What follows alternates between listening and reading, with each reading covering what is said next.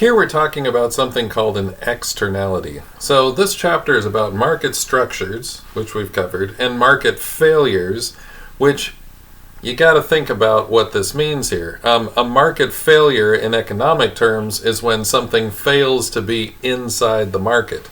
Not that the market fails, but that the market fails to capture these things to include it inside the price system so that the price system can provide the incentives, the motivations, the efficiencies that we've talked about before in Chapter 6, which is the price system.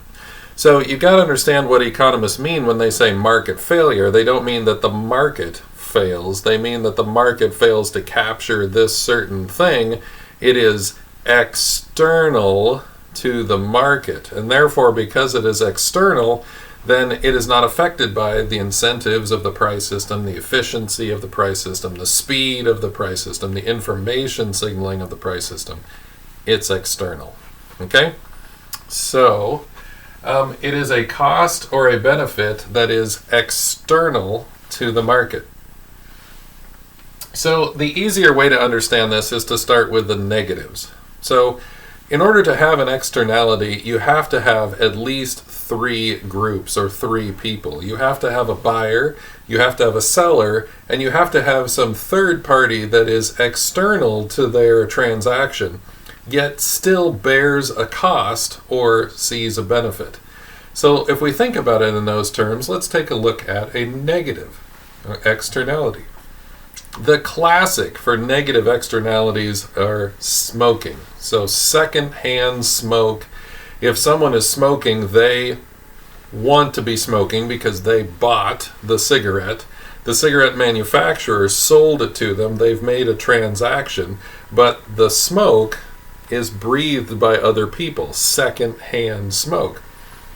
So you've got some other party out there that is bearing some of the cost.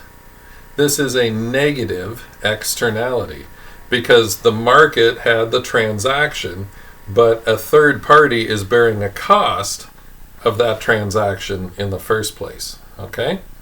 So if you're breathing secondhand smoke, you could theoretically come down with cancer, or it would make asthma worse, or you have other problems with your health. You're bearing a cost, but you're not receiving any benefit, nor were you even wanting to be a part of the transaction in the first place. Okay? So secondhand smoke is a classic example. Another one would be just about any other form of pollution, especially air pollution. Okay? So if there is some factory that employs people and sells products, and the workers work there, so they get paid. The factory sells stuff, so they get their transaction happens, and even anyone that buys from them, they're willing to buy those things. But there's this other group of people out here that is breathing the smog, the soot, the chemicals, whatever it is, and they are not actually part of this. They're not benefiting from it, and they're not even willing to be part of it. They didn't sign up for this, is what they would say. So the classic in regards to this,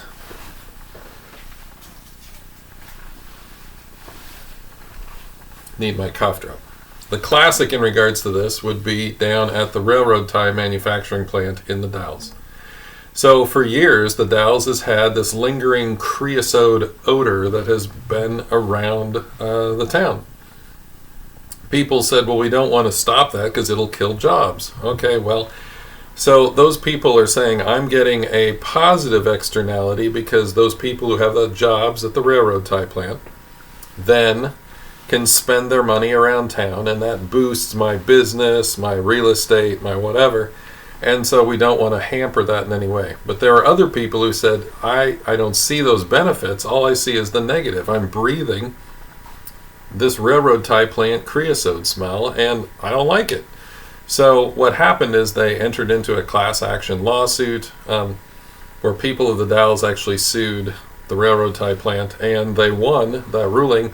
So the court made the railroad tie plant mail out money to several groups of people that were harmed by this, according to the courts. Okay? And so that was one way of trying to internalize the cost, like you sue people. then that makes up for this difference where the market is not actually capturing the true cost of any product being made. So we have, in some cases, a negative externality, the breathing of polluted air, but in others, a positive externality. You could very well be receiving a benefit that you never worked for.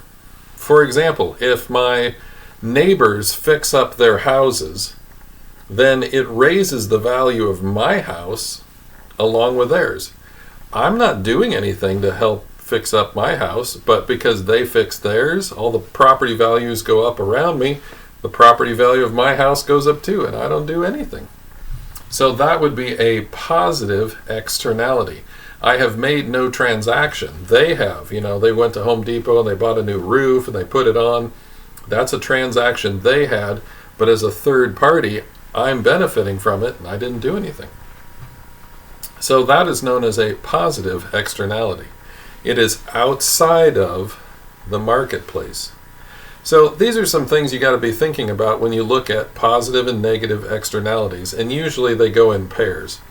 Someone's negative externality is someone else's positive externality. Okay? But the problem with this is it is a market failure because the market is not actually displaying the true cost of what's going on. These costs, and it's usually the costs we complain about. No one complains about positive externalities, only the negative ones. So these costs are not captured in the market. They are external to the market. And so the market is failing to show the true cost of any transaction.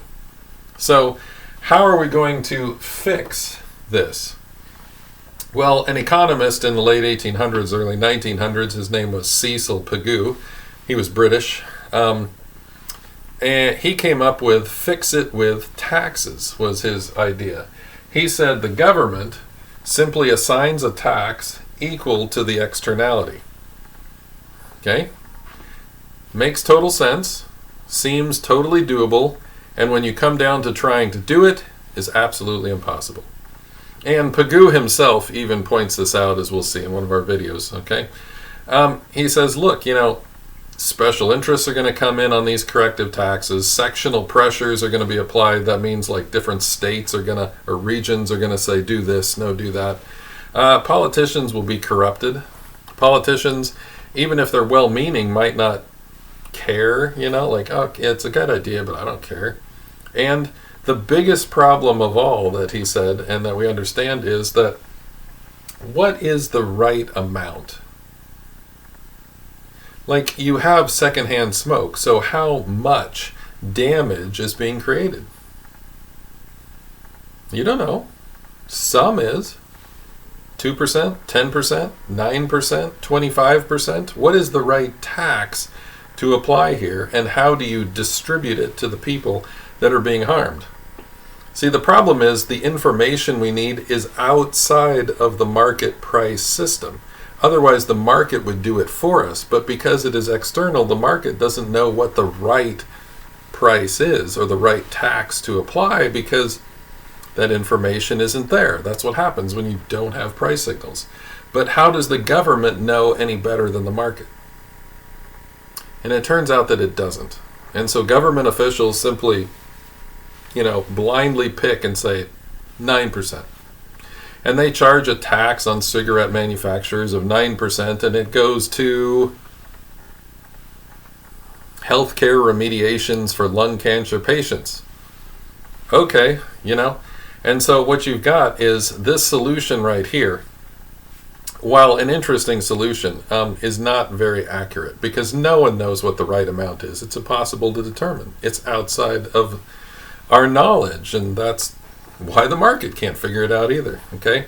But politicians love this solution because you can always have a tax. All you got to do is find some place where there's an externality and boom, we're right into taxing. Now I got that money and I can spend it on... Does it have to be related? No? Does anyone notice? So that's part of the issue here when we look at Pigovian taxes, is this idea of figuring out a tax to fix the externality. Does it really fix it? Okay? So we're left with some problems. When we get done with this unit, I'll give you the last part here, and I think it's been solved. Stay tuned.